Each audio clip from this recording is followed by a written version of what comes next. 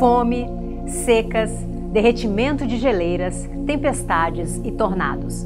Problemas sérios e que estão por toda parte do planeta. E a pergunta é: o que fazer? Ou como o mundo pretende mitigar todo o impacto causado pelas mudanças no clima? O que dizem os especialistas? Podemos começar com a educação ambiental nas escolas para criar consciência, preservando as florestas, investindo em energia renovável, novas tecnologias? Qual o nosso papel nesse processo? Até onde podemos ir e qual o impacto das mudanças de atitude diante desse cenário segundo gestores, cientistas e estudiosos? Uma guerra que parece difícil de vencer. Na batalha contra os danos ao meio ambiente e aos fenômenos climáticos, o esforço, o comprometimento de todos e as medidas de combate adequadas, desenvolvidas pelos gestores públicos, são muito importantes para que diminuam os impactos climáticos que vêm crescendo assustadoramente nas últimas décadas. Segundo especialistas, essa batalha pode ser ganha a longo prazo, se as medidas de mitigação forem eficientes, como as sugeridas pela Organização das Nações Unidas, que propõe o uso de energias renováveis, promoção de mobilidade sustentável, indústria, agricultura, pesca e pecuária sustentável, além de disseminar o consumo sustentável, como explica esse ambientalista.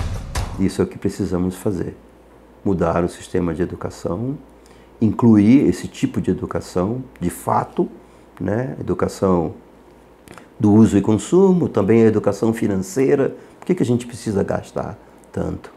E retomar uma coisa que foi muito importante para os nossos avós e que a gente perdeu, que é o consertar, o reparar. A gente joga fora e compra outro. A gente perdeu esse link que eles nos ensinaram. Então a gente precisa retomar essa questão do reparar. Precisa ter alguém que conserte coisas. E a gente quase não acha mais um sapateiro, o cara que conserta a máquina de lavar ou o liquidificador. A gente joga ele fora. Então, uma parte da solução está em voltar a reparar as coisas que estão precisando ser reparadas. Nós mesmos, inclusive. As propostas de solução para combater as mudanças climáticas chegam ainda nas infraestruturas mais seguras e sustentáveis, como o reflorestamento das florestas e restauração do ecossistema. É preciso que essas estratégias que a gente cria, por exemplo, nessa rede nacional criada pelo governo federal, não é? Que todas essas partes juntas, com as comunidades mais vulneráveis, a gente possa criar, né, e desenvolver estratégias, né, para que essa desinformação climática não se perpetue. Não é? Porque esses sujeitos e comunidades vulneráveis, eles não são os causadores das mudanças climáticas. Eles são as maiores vítimas, até porque eles estão morando em alguns biomas e ecossistemas naturais, não é? E eles sabem lidar no dia a dia, não é? Com formas sustentáveis, não é? De utilizar e proteger a natureza e o meio ambiente. Então, é unindo forças, né, dessas frentes profissionais, governamentais e sociais que a gente vai vencer junto esse problema que chegou ao extremo e à desinformação que a gente vive na atualidade. Comprometida em contribuir com um futuro melhor para o meio ambiente, a gestão municipal de Boa Vista, capital de Roraima, tem investido em educação ambiental na primeira infância e desenvolve um trabalho no Bosque dos Papagaios, localizado na zona oeste da cidade, com visitação de alunos no local. A gente, enquanto Secretaria de Meio Ambiente, nós temos um departamento de sustentabilidade. E dentro desse departamento tem uma chave lá, uma caixinha chamada Educação Ambiental. E essa equipe de Educação Ambiental da Secretaria tem um papel fundamental de rodar as escolas municipais para incentivar a educação ambiental nas escolas, né? Além disso, nós temos aqui o Bosque dos Papagaios, que é nós somos o mantenedor desse bosque, onde nós recebemos animais que foram de alguma forma não conseguem voltar para o seu habitat natural, né? E a gente recebe esses animais e cuida deles aqui, mantém eles aqui. E a gente utiliza essa estrutura do bosque para a educação ambiental, né? Então a gente recebe mais de 2.000, 3.000 pessoas mês que circulam no bosque para receber um pouquinho dessa educação ambiental. Então nós fazemos um trabalho junto às escolas e temos um projeto, um programa para inserir a educação ambiental na educação básica, na educação na qual a gestão da prefeitura atua, entendeu? Então, assim, de qualquer forma, a gente tenta impactar lá na educação ambiental. Todos os anos, todos os dias, a gente tem projetos e estamos indo nas escolas levar a informação da educação ambiental. Dessas 2.000, 3.000 pessoas que circulam ao mês, eu te digo que quase 30%, 40% são alunos que vêm fazer visitas, né? E é legal porque a criança, quando ela entra num ambiente desse, né, ela se solta e ela leva essa educação para casa.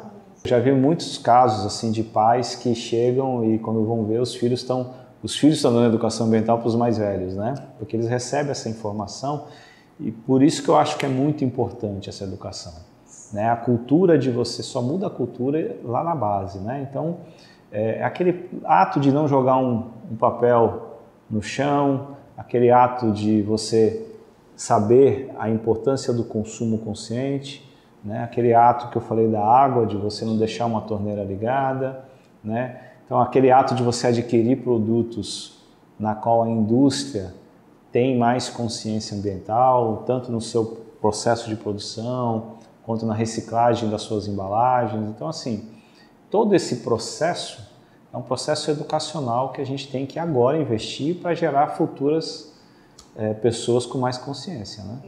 Na tentativa de mudar os hábitos da população em relação ao destino dos resíduos sólidos produzidos na capital, foi criado o projeto de educação ambiental, que é a implantação de ecopontos, uma proposta inovadora a qual a própria comunidade participa, indo até os pontos deixar o lixo e separá-los de acordo com as categorias. Parte do que é deixado aqui vai parar no Centro de Compostagem de Resíduos Orgânicos, que recebe semanalmente toneladas de materiais recicláveis que são transformadas em adubos de qualidade e depois comercializados na comunidade. Uma proposta que contribui para a extinção dos lixões da cidade e para a conscientização das pessoas, medidas que ajudam na solução dos problemas ambientais a médio e longo prazo. Coleta seletiva, por exemplo, a gente tem um dever de casa muito grande. A gente hoje, todos os prédios públicos municipais, eles têm coleta seletiva, né? Então os prédios separam os seus insumos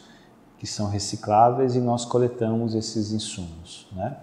E distribuímos esses insumos para as cooperativas que fazem o processo de reciclagem. Então o primeiro dever de casa foi fazer o dever dentro de casa, né?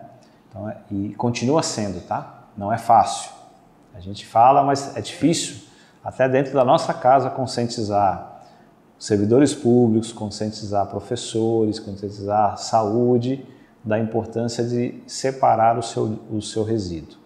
Mas hoje a prefeitura tem um trabalho de coleta seletiva dentro de casa muito forte.